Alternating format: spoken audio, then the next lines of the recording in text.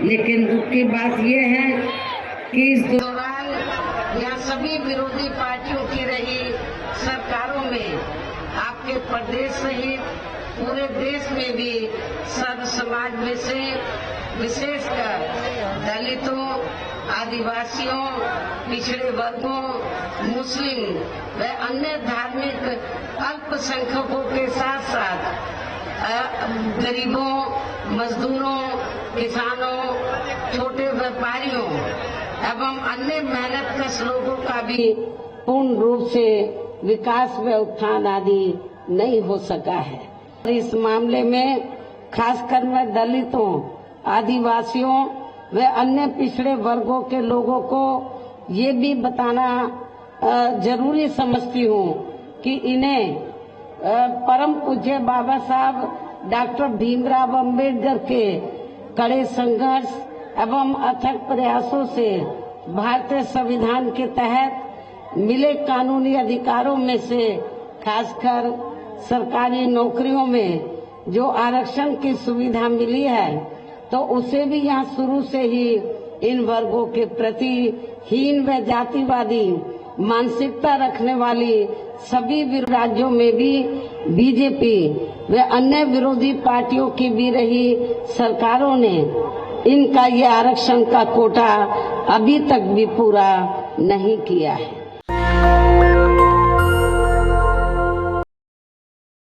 लेकिन दुख की बात यह है कि इस दौरान यहाँ सभी विरोधी पार्टियों की रही सरकारों में आपके प्रदेश सहित पूरे देश में भी सर्व समाज में से विशेषकर दलितों, आदिवासियों, पिछड़े वर्गों, मुस्लिम व अन्य धार्मिक अल्पसंख्यकों के साथ साथ गरीबों, मजदूरों, किसानों, छोटे व्यापारियों एवं अन्य मेहनतकश लोगों का भी पूर्ण रूप से विकास व उत्थान आदि नहीं हो सका है। जिनकी सरकारों की नीतियों व कार्यशैली को अब इन्हें और ज्यादा आजमाने की जरूरत नहीं है। और इस मामले में खासकर मैं दलितों, आदिवासियों व अन्य पिछड़े वर्गों के लोगों को ये भी बताना जरूरी समझती हूँ कि इन्हें परम पूज्य बाबा साहब डॉक्टर भीमराव अंबेडकर के कड़े संघर्ष एवं अथक प्रयासों से भारतीय संविधान के तहत मिले कानूनी अधिकारों में से खासकर सरकारी नौकरियों में जो आरक्षण की सुविधा मिली है, तो उसे भी यहाँ शुरू से ही इन वर्गों के प्रति हीन व जातिवादी मानसिकता रखने वाली सभी राज्यों में भी बीजेपी व अन्य विरोधी पार्टियों की भी रही सरकारों ने इनका ये आरक्षण का कोटा अभी तक भी पूरा नहीं किया है। पदोन्नति में आरक्षण को तो इन्होंने मान्य कोर्ट की आड़ में काफी हद तक खत्म ही कर दिया है।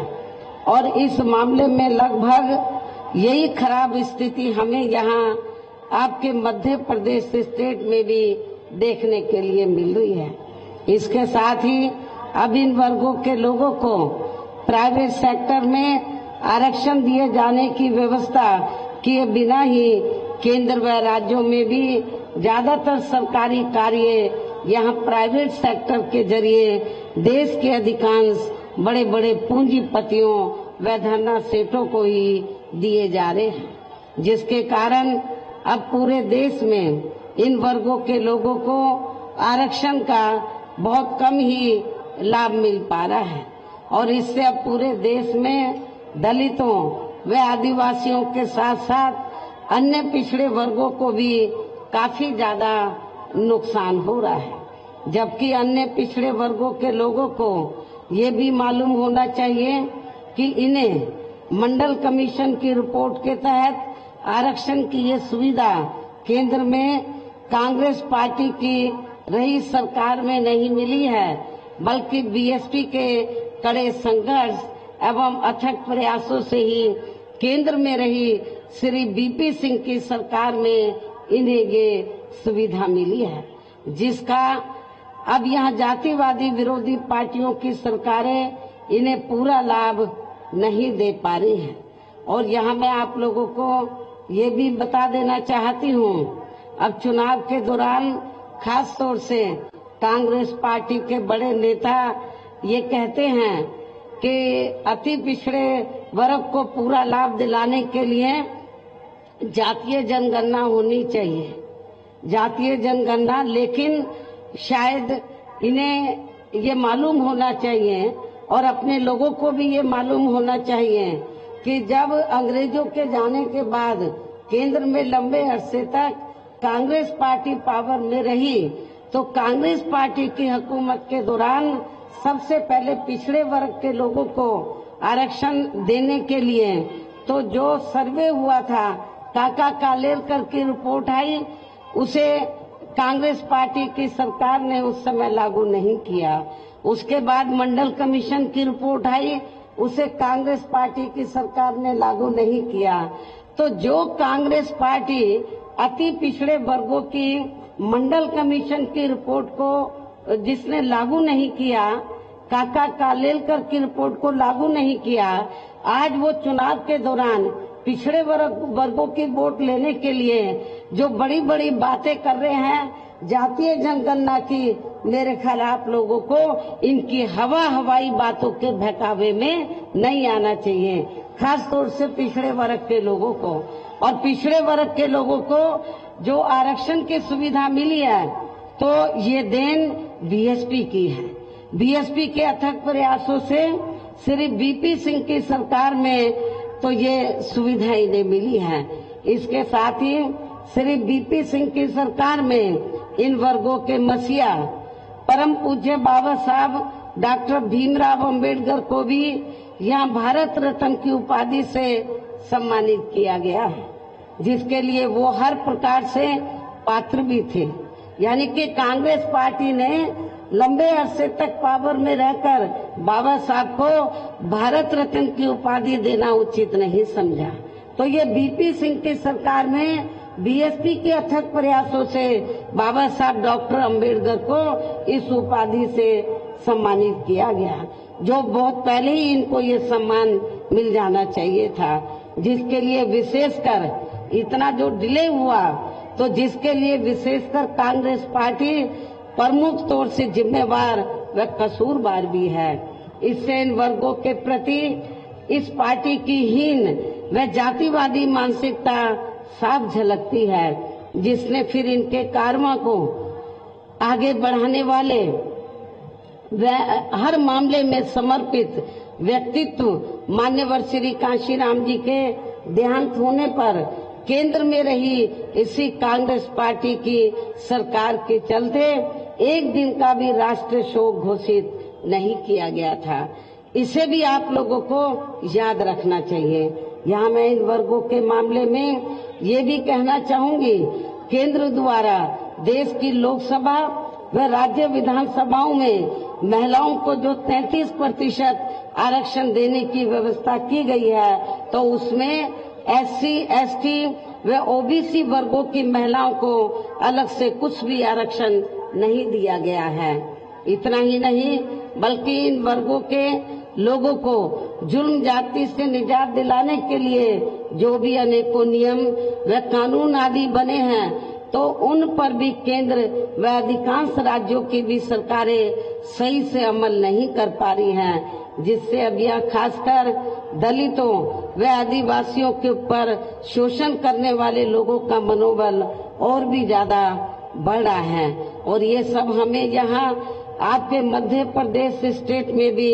काफी कुछ देखने के लिए मिल रहा है। इसी प्रकार हमें पूरे देश में मुस्लिम व अन्य धार्मिक अल्पसंख्यक समाज के लोगों की भी हालत कोई खास अच्छी नजर नहीं आती है, जिसका काफी कुछ खुलासा केंद्र सरकार की सच्चर कमेटी की रिपोर्ट में भी किया गया है। इनके साथ साथ अपर कास्ट समाज में से खासकर गरीब लोगों की भी आर्थिक स्थिति अभी भी पूरे देश में यहाँ काफी ज्यादा खराब व दयनीय ही बनी हुई है। इनके अलावा आपके प्रदेश सहित पूरे देश में सर्व समाज में से विशेषकर यहाँ गरीब, मजदूर, किसान, कर्मचारी, व्यापारी एवं अन्य मेहनतकश लोग भी अपनी विभिन्न समस्याओं को लेकर अभी भी हमें काफी ज्यादा दुखी ही नजर आते हैं। और इनमें से किसान वर्ग तो केंद्र की वर्तमान भाजपा सरकार द्वारा बनाई गई गलत नीतियों के कारण काफी ज्यादा परेशान व आंदोलित भी रहा है। लेकिन इन सब की मुख्य वजह हमारी पार्टी केंद्र व आपके मध्य प्रदेश स्टेट में भी यहाँ अब तक रही सभी विरोधी पार्टियों की सरकारों की जातिवादी, पूंजीवादी व संकीर्ण मानसिकता के तहत बनाई गई उनकी गलत नीतियों एवं गलत कार्य प्रणाली को ही काफी हद तक जिम्मेवार मानकर चलती है। और इस मामले में खासकर इनकी गलत आर्थिक नीतियों की वजह से ही आए दिन यहाँ पूरे देश में गरीबी, बेरोजगारी व महंगाई आदि भी काफी ज्यादा बढ़ रही है। हालांकि इस मामले में शुरू से ही हमारी पार्टी केंद्र व राज्य सरकारों से भी हर स्तर पर ऐसी नीति अपनाने की लगातार ये मांग करती आ रही है कि देश में कुछ गिने चुने पूंजीपतियों व धन्ना सेठों का विकास होने की बजाय बल्कि यहाँ गरीब व आम लोगों का ही विकास होना चाहिए। तभी फिर सही मायने में यहाँ की आम जनता अपनी गरीबी, बेरोजगारी, महंगाई व अन्य और भी समस्याओं से काफी हद तक निजात पा सकती है। इसके साथ साथ अब अपने देश में भ्रष्टाचार भी हर स्तर पर काफी ज्यादा बढ़ रहा है, जिससे आपका खुद का अपना मध्य प्रदेश स्टेट भी अछूता नहीं रहा है। और इन सब के लिए हमारी पार्टी आजादी के बाद से लेकर अभी तक केंद्र व देश के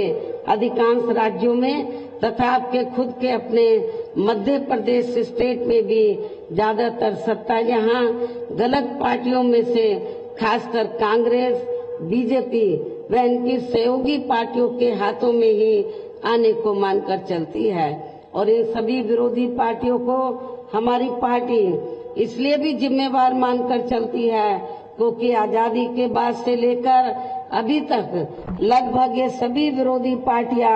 केंद्र व देश के अधिकांश राज्यों में भी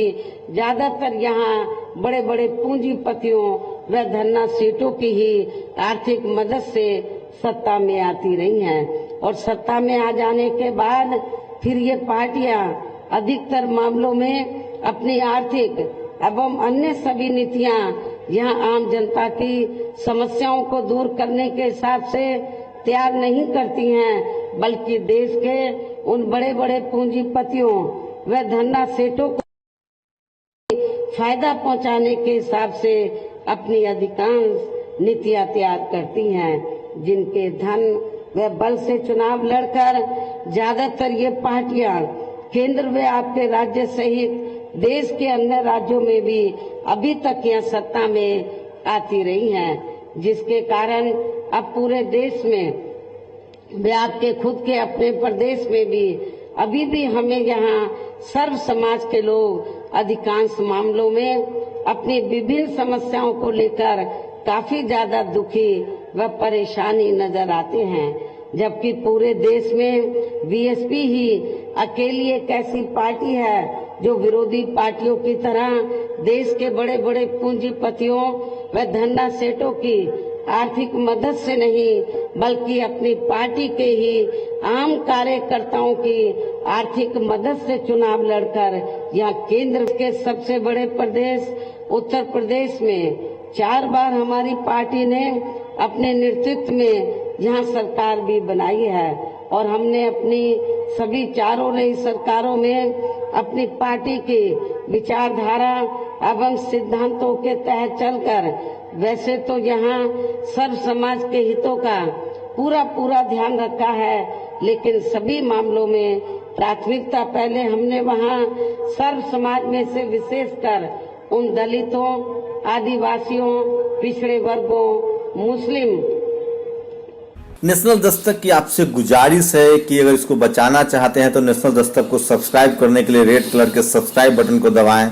फिर बेल आइकन की घंटी दबाएं। नेशनल दस्तक को बचाने के लिए बहुत जरूरी है कि हर खबर को शेयर करें, लाइक करें, कमेंट जरूर करें।